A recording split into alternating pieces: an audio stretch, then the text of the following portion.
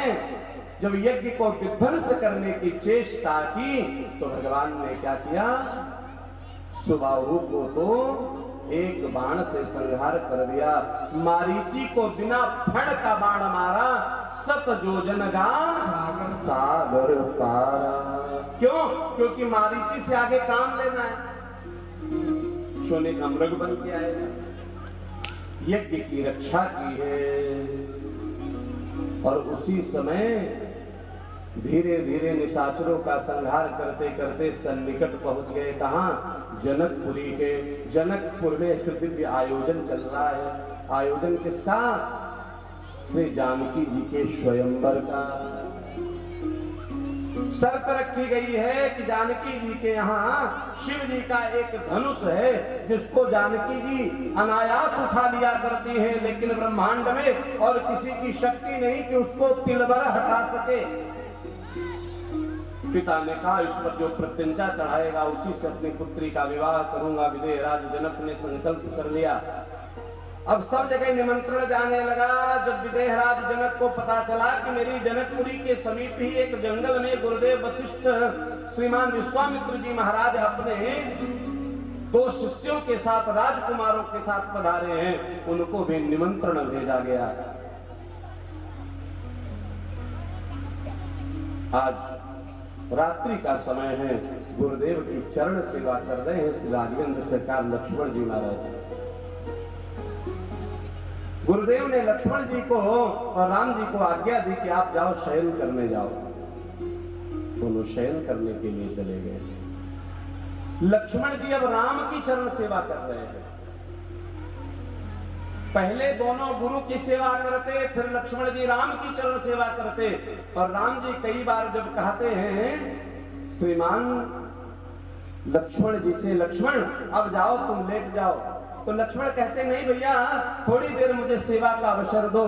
तो लक्ष्मण जी ही बार बार जब कहते तो राम जी डांट देते, लक्ष्मण तुझे समझ नहीं आता, जाओ विश्राम करो। उसी समय लक्ष्मण जी के मन में आया प्रभु बड़े हो ना तो डांट करके अलग कर देते हो, कभी मैं बड़ा होऊंगा ना तो अपने सेवा से विमुख नहीं कर पाओगे।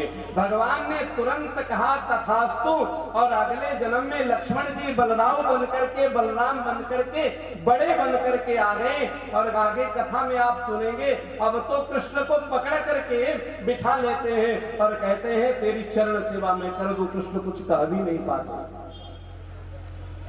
प्रातः काल हुई, पुष्प वाटिका के सन्निकट है और गुरु जी से आज अनुमति मांगने लगे। समय जाने गुरु आय सुपारी, समय जाने गुरु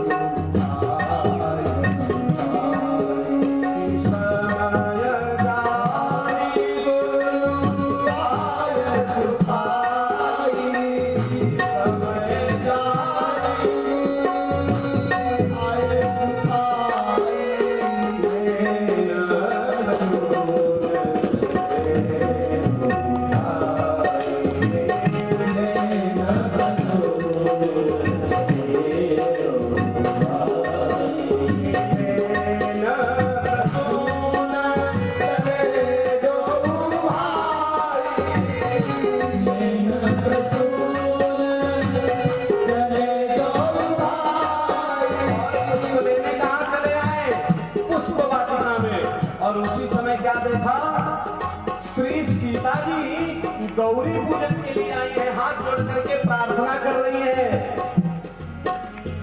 जय जय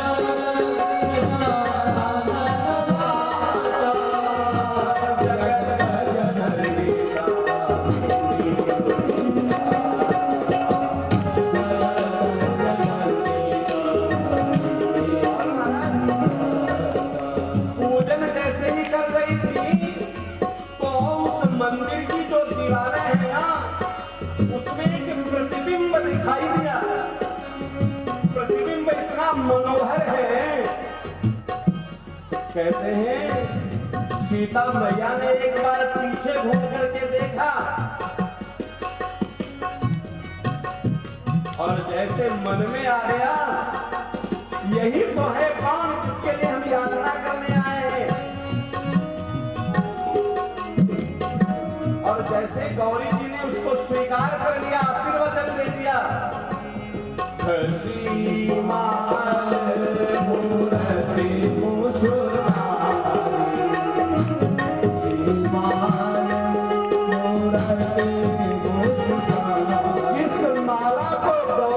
पहनाया किशोरी सीता जी ने ना, वो माला गौरी जी के ऊपर से खिसकी और कहाँ आ गई, सीता मैया के आंचल में आ गई।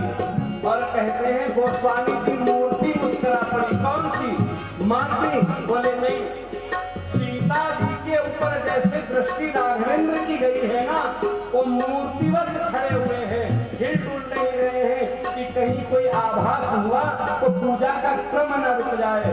जब कोई हिलता डुलता नहीं है, श्वास रोक करके खड़ा हो जाता, तो हम कहते हैं मूर्तिवत खड़ा है। तो कहते हैं वो राम रूपी मूर्ति मुस्कुरा पड़ी है। हसी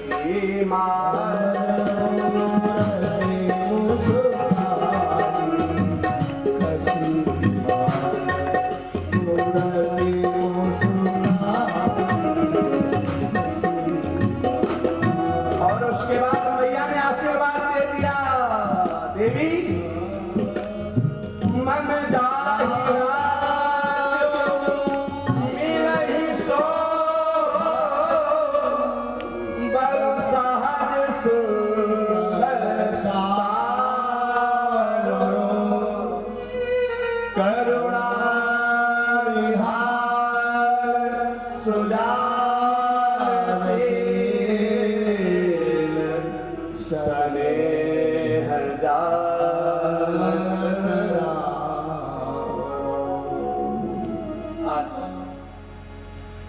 माँ को दिव्य आशीष दिया है जानकी जी को। मैया गौरी ने राघवेंद्र सरकार के दर्शन किए हैं सिया जी ने। और कहते हैं यहाँ एक वृक्ष की ओट से भगवान राघवेंद्र जी ने भी सिया जी को निहारा है। लौट करके गुरुदेव के पास आए और गुरुदेव ने कहा जनकपुरी चलना है। आज बहुत संक्षिप्त में श्री राम कथा करेंगे, लेकिन प्रयास करेंगे कि गागर में सागर भरा जा सके। कभी राम कथा होगी विस्तार से चर्चा करेंगे, कृष्ण कथा में तो राम कथा थोड़ा संक्षिप्त ही है।